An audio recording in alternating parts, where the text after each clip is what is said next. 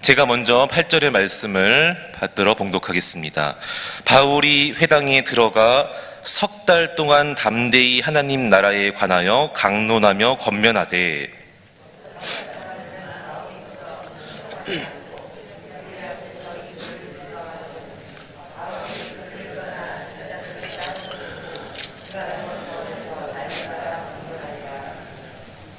두 해 동안 이같이 하니 아시아에 사는 자는 유대인이나 헬란이나 다 주의 말씀을 듣더라.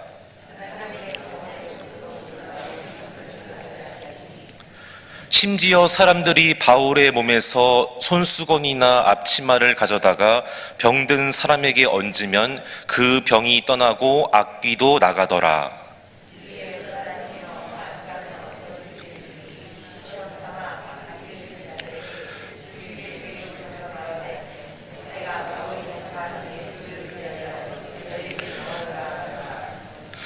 유대의 한 제사장 스게와의 7 아들도 이 일을 행하더니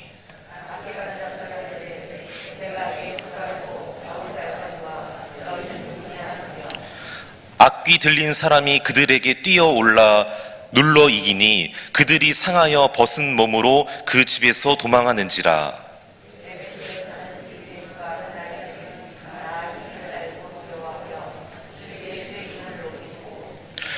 믿은 사람들이 많이 와서 자복하여 행한 일을 알리며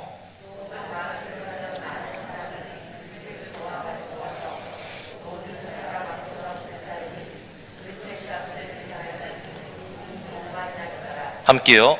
이와 같이 주의 말씀이 힘이 있어 흥왕하여 세력을 얻으니라. 아멘. 예, 할렐루야.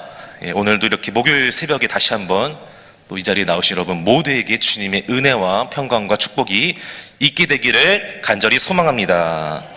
예, 오늘도 다시 한번 본문의 말씀을 통해서 또 오늘 하나님께서 우리에게 주신 영적인 교훈 3가지 함께 살펴보려고 합니다. 첫 번째로 오늘 본문의 말씀을 통해서 우리에게 주시는 영적인 교훈 첫 번째는 바로 8절에서 10절에 있는데요.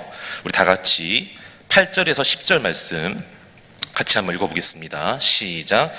바울이 회당에 들어가 석 달 동안 담대히 하나님 나라에 관하여 강론하며 권면하되 어떤 사람들은 마음이 굳어 순종하지 않고 무리 앞에서 이 도를 비방하거늘 바울이 그들을 떠나 제자들을 따로 세우고 두란노 선에서 날마다 강론하니라. 예, 아멘. 자, 그래서 첫 번째로 오늘 우리에게 주시는 이 교훈은 우리가 복음을 듣고 예수님을 믿고 또 그 말씀 가운데 순종하는 것은 어떤 인간의 힘으로 능력으로 되는 것이 아니라 오직 하나님께서 주시는 은혜로 된다는 사실을 우리가 깨달아야 된다는 것입니다. 자, 여기서 지금 바울이 석 달 동안 강론했다 이렇게 말씀이 나오고 있는데 여기서 이 강론했다가 어떤 의미냐면은 그냥 뭐 대충 이렇게 뭐 예수 믿으세요 하고 반응이 안 좋으면 그냥 마세요 뭐 이런 게 아니고 이 강론했다는요 정말 이 하나님의 말씀을 아주 자세히 풀어서 그들이 쉽게 이해할 수 있도록 정말 자세하게 풀어서 최선과 정성을 다해서 전했다는 거예요. 그냥 대충 예수 믿으세요 이게 아니고 뭐 예수 믿으면 잘 됩니다 복받 이걸로 이렇게 간단하게 전한 게 아니고 석 달 동안 정말 말씀을 잘 준비해서 아주 자세히 풀어서 그것도 정성을 다해서 최선을 다해서 그들에게 권면하고 전했다는 거예요. 석 달 동안 그렇게 했음에도 바울이 최선을 다하고 열심을 다하고 열정을 다해서 준비해서 전했지만 오늘 성경은 뭐라고 기록하고 있습니까? 어떤 사람들의 마음이 굳어져서, 여기서 굳어졌다는 것은 뼈처럼 아주 딱딱하게 굳어졌다 그런 말인데, 굳어져서 순종하지 않고 거기서 끝난 게 아니라 결국 바울을 비방까지 하는 사람이 되었다는 거예요. 바울이 아무리 최선을 다하고 복음을 전하고 열정을 다했지만 안 됐다는 거예요. 그래서 오늘 이게 바로 그 말씀을 하고 있는 겁니다. 인간의 노력이나 최선으로 되는 게 아니다. 내가 예수님 믿고 구원받은 하나님의 자녀가 되고 말씀에 순종하는 것은 내 힘으로 되는 게 아니다. 할렐루야. 인간의 힘으로 될 수 없습니다. 내가 예수 믿어야지 순종해야지 한다고 됩니까? 마귀가 그렇게 내버려 둡니까? 수단과 방법 가리지 않고 못 믿게 하고 순종하지 못하게 하고 오히려 교회를 욕하고 비방하게 만드는데, 바로 웃기는 우리가 오늘 이 자리에 나와서 이렇게 하나님의 자녀가 되어서 주님 앞에 예배드리고 영광 돌릴 수 있는 것은 전부 다 하나님의 은혜인 줄로 믿습니다. 뿐만 아니라 우리가 매 순간 예배드리면서 주님 앞에 영광 돌리면서 또 봉사하면서 사명 감당하는 그 모든 것이 내가 하는 게 아니라는 거예요.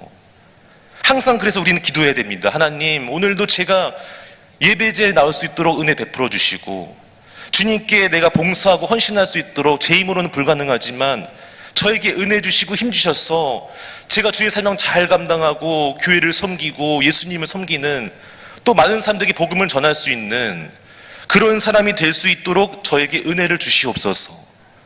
이렇게 기도하는 저와 여러분 모두가 되시기를 축복합니다.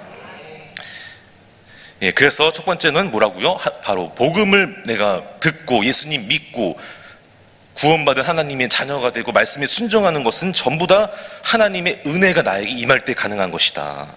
예, 두 번째로 오늘 우리에게 주신 영적인 교훈 두 번째는 바로 11절에서 12절 말씀에 있습니다. 우리 다 같이 한번 읽어보겠습니다. 11절에서 12절 말씀 시작. 하나님이 바울의 손으로 놀라운 능력을 행하게 하시니 심지어 사람들이 바울의 몸에서 손수건이나 앞치마를 가져다가 병든 사람에게 얹으면 그 병이 떠나고 악귀도 나가더라. 아멘. 저는 오늘 이 말씀을 읽으면서 어디에 초점을 맞췄냐면은 하나님께서 베풀어 주신 그 기적에 초점을 맞췄어요. 야, 이렇게 바울도 하나님께서 은혜 주시고 함께 해주시니까 그의 손수건이나 앞치마를 사람들이 가져다가 몸에 얹기만, 이 병든 사람들에게 얹어주기만 했는데도 다 병이 낫게 되고 악귀가 물러가는 역사가 있었구나. 그 기적에 초점을 맞췄습니다. 그런데 어제 이제 설교를 준비하면서 어떤 책을 한 권 봤는데 거기에 이런 말이 적혀 있었어요. 기독교의 핵심은 하나님께서 베풀어 주시는 기적이 아니라 그 기적을 베풀어 주시는 하나님께 있습니다. 할렐루야. 기독교의 진짜 핵심은요, 기적이 아니라, 기적도 중요한데 기적이 핵심이 아니라 그 기적을 행하시는 하나님께 있습니다. 삼위일체 되시는 하나님께 있습니다. 그래서 초점을 기적에 맞추면 안 되고 그 기적을 행하시는 하나님께 맞춰야 된다는 거예요. 그러면서 그 뒤에 이제 계속해서 이유에 대한 설명이 나왔는데 저도 많이 놀랐습니다. 보세요, 여러분. 사도행전 16장에서 어떤 기적이 있었죠? 바울과 실라가 감옥에 갇혔을 때 그럼에도 불구하고 찬양했을 때 하나님께서 기적을 베풀어 주셔서 옥문이 다 열리고 간수와 그의 가족들이 구원받는 역사가 있지 않았습니까? 그러나 그 다음 17장에 가서는 데살로니가 지역과 아덴과 베레아 지역에서는 그런 기적이 없었습니다. 그리고 그 18장 고린도 지역에서도 그런 기적은 없었습니다. 다시 그리고 오늘 19장의 에베소의 지역에 왔을 때 또 이런 놀라운 하나님의 기적이 일어났습니다. 이게 무엇을 의미합니까? 바울이 가는 곳곳마다 기적이 있지 않았어요. 어떤 지역에서는 하나님께서 또 기적을 행하시게 하셨고 또 어떤 지역에서는 아무런 기적도 없었어요. 그냥 막 쫓겨나고 도망갔어요. 그래서 많이 괴로워하고 힘들어했어요. 다시 말하면은 정말 기적의 핵심이라면은 바울이 가는 곳곳마다 기적이 일어나야 되지 않습니까? 그게 기독교의 핵심이고 정말 하나님이 원하시는 것이면은. 그러나 말씀에 보면 그렇지 않았다는 거예요. 어떤 곳에서는 있었고 어떤 지역에서는 일어나지 않았다. 이게 뭘 의미하냐면은 기적은 하나님께서 결정하시고 내리신다는 거예요. 하나님께서 보실 때 필요하면은 기적을 행하시는 거고, 이 지역에서는 아니다 싶으면 하나님이 아니라고 결정하면 아닌 거예요. 하나님께 달려있다는 것입니다. 그래서 그 기적을 행하시는 하나님을 바라봐야 되는데 반대로 기적만 바라보면은 어떤 어려움이 있습니까? 왜 나한테 기적이 없지? 저 사람에게는 저렇게 놀라운 기적이 있고 은혜가 막 있는데 나한테는 왜 아무런 일도 없지? 불평하게 될 수밖에 없다는 거예요. 그래서 그게 아니라 기적을 행하시는 하나님을 바라보자. 나에게 필요하시면 주시는 것이고 아니면 또 안 주시는 거예요. 내가 이렇다 저랬다 결정할 게 없는 거예요. 그것 때문에 뭐 불평하고 원망하고 그럴 필요 없습니다. 바라옵기는 우리는 근데 여기서 그분의 마지막 결론은 그거예요. 그렇다면은 내 삶의 모든 게 당연한 것입니까? 내가 지금 이 자리에 있는 게 당연한 것입니까? 이거 기적 아닙니까? 할렐루야. 우리가 이 시간 살아있고 이렇게 예배 자리에 나올 수 있는 게 당연한 것입니까? 아니죠. 오늘도 하나님께서 나에게 엄청난 은혜와 기적을 베풀어 주셨기 때문에 내가 지금 살아있고 예배 자리에 나온 줄로 믿습니다. 다시 말하면은 우리는 내 삶의 모든 게 하나님의 기적이라는 거예요. 그래서 하나님 앞에서는 불평할 수가 없다는 거예요. 항상 감사하고 기뻐야 된다는 것이죠.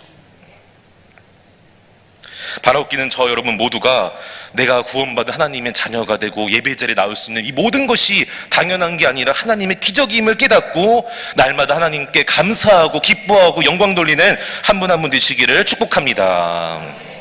예, 세 번째로 우리 영적인 기본 세 번째는 13절에서 15절에 있는데요. 다 같이 한번 읽어보겠습니다. 13절에서 15절 말씀 시작. 이에 돌아다니며 말수라는 어떤 유대인들이 시험 삼아 악귀 들린 자들에게 주 예수의 이름을 불러 말하되 내가 바울이 전파하는 예수를 의지하여 너희에게 명하노라 하더라. 유대의 한 제사장 스게와의 7 아들도 이 일을 행하더니 악귀가 대답하여 이르되 내가 예수도 알고 바울도 알거니와 너희는 누구냐 하며. 아멘. 자, 여기서 이제 마수라는 어떤 유대인이 등장하는데 쉽게 말하면은 오늘날로 치면은 귀신의 힘을 힘입어서 자기의 생계를 유지하는 무당과 같은 사람들입니다. 이 당시에는 이렇게 여기저기 막 광범위한 지역을 돌아다니면서 귀신을 쫓아내는 일을 하면서 자기의 그걸 쫓아내는 일을 나의 생업으로 삼고 생계를 유지하면서 살아가는 무당과 같은 사람들이 참 많이 있었다고 합니다. 그래서 이 당시에 에베소는 아주 아시아에서 큰 지역이었기 때문에 이 에베소에도 무당이 많이 있었다고 합니다.